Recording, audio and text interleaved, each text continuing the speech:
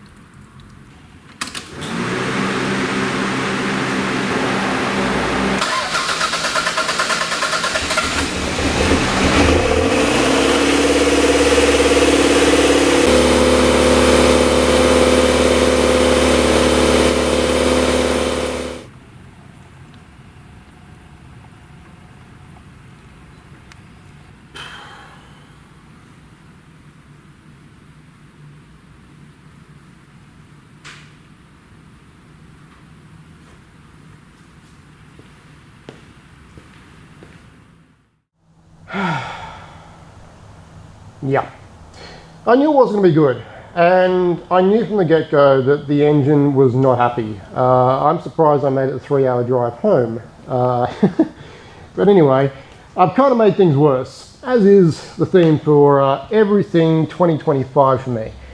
If I was to summarize 2025, I would say that it has sucked so much derriere that I could open a chocolate factory. The only problem is, though, I wouldn't sell anything because it is literally... Yeah. So, where do I go from here? Well, at this point in time, I don't know. I knew the engine wasn't great. The seller did disclose to me something, and the story, the more and more that I was getting told, the more and more it didn't add up.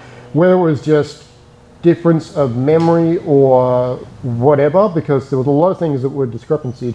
He said it was 277 k's on the clock. This thing has 177, and unless he means the engine, because this engine isn't the original engine from the car, nor is the transmission for that matter. This was upgraded. It's still, from my knowledge, a Rev 1 engine, but the transmission itself had the LSD included. So it's an E153 with the LSD and the turbo engine, the proper 3S GTE. But it's not the original one that apparently came with the car. I don't know exactly what happened to the original motor. Anyway, regardless of the fact, this was replaced and it was decent. Something happened to the motor. The pistons were replaced again after the fact, and I believe they're Wiseco pistons. Again, going by what I've been told, or Wiseco, or however you want to pronounce it. And then, of course, put back together. However, with this video now that I'm going to bring up, we do have video of the insides, and piston number 1, which was by far the worst. I didn't look too much into 2 and 3 because 1 and 4 were bottom dead center. Anyway, yeah, the walls have pitting and corrosion on them due to ingress of coolant. The head gasket has gone. It has allowed you know, all that sort of lovely stuff to go inside, and there is scoring on the cylinder wall. So that in itself is not great and therefore causing a lot of problems. Piston 4 was a little bit better, but not by much. Same sort of problem. When I pulled this spark plug out of piston 4 as well, it did have oil on the tip of it. The other ones were dry. 2 and 3, again, these engines are renowned for running lean on cylinders 2 and 3, and they did show it on the pistons, spark plugs. So yeah, surely enough, you know, it kind of added up in terms of that. But yeah, the engine needs to be rebuilt.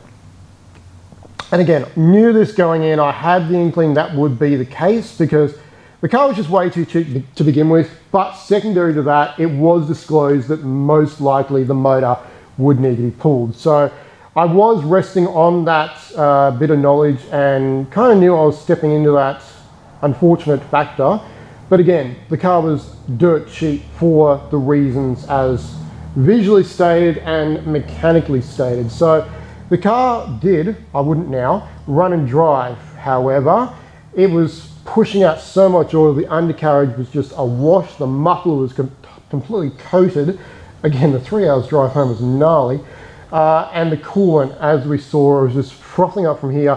When the cap was on, obviously, it was pushing a bit past this little lead and everything, or hose. And so when I'd stop the rest, it would then start pumping out because it had too much pressure.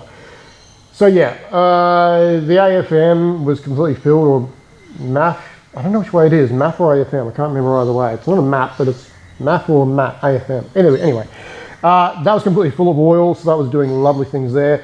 Tube lead into the turbo, completely full of oil. Everything after the turbo, though, was fine, weirdly enough. So intake manifold, really pristinely clean. Under the valve cover itself, again, really clean. This engine at one point did have a rebuild, but then everything went awry. The turbo replaced, don't know when, but it has been upgraded. So it's running a Mamba CT26. It's a combination kind of turbo, a little bit of an upgrade. It is a Chinesium thing, but you know, whatever. But at the end of the day, yeah, a little bit of work was at one point done to this motor, but then of course it kind of just got left by the wayside and, you know, turned into what I bought. So anyway, it's yeah, that's going to be a next year problem. This is most likely be the last video of this year. What I'm going to step into now is a bit of body work, so removing vinyl, doing some paint touch-up, stuff like that. Fix this rear, wow, boot lid, trunk lid, whatever. Jeez Christ. Anyway, yeah, fixing this because it's dented. It's been pushed down or something at some point. It's actually creased here, so this whole section is bent. The wing isn't sitting properly, and of course the wing is flexing like all hell. The split's actually getting worse and worse and worse, so that needs to be tended to as well. I'll just take this off, fix the boot, fix this, and then put everything back together. I've got to put that back on and do this. That disappeared in a video that you didn't see because it was kind of in between a few things. I got rid of the antenna and not putting that back in because it's not running a radio anymore, blah, blah, blah. So yeah, I've done a few things along the way, just off camera, along with the radio, which I had to pull because when I did the sensor, I managed to cross-thread it somehow.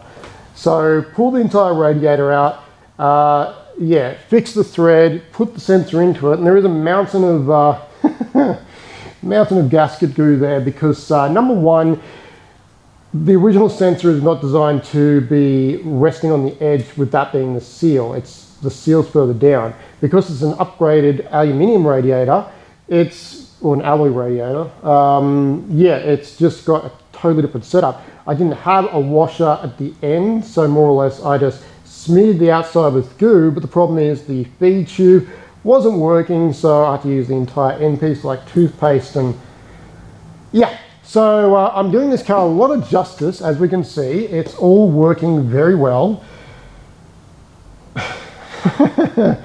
Yeah, 2025. Just everything mechanical I've touched up at the moment is I've made worse. And of course the oil leak, I made that worse somehow. It was double gasketed on the turbo return and feed line. Removed the gaskets, cleaned that up nicely, bought a new gasket, installed it, and the leak's even worse. How does that even happen? Anyway, so fun and games for next year. Yeah, so I'm going to wrap it up. There might be another episode, there might not, so I'm going to sign off for this year anyway. Thank you very, very much for joining me. As always, like, subscribe, comment below, etc. This has been Datfield. Hope your 25 year hasn't been too bad. Hopefully 26 is good for you. And until next time, guys, cheers.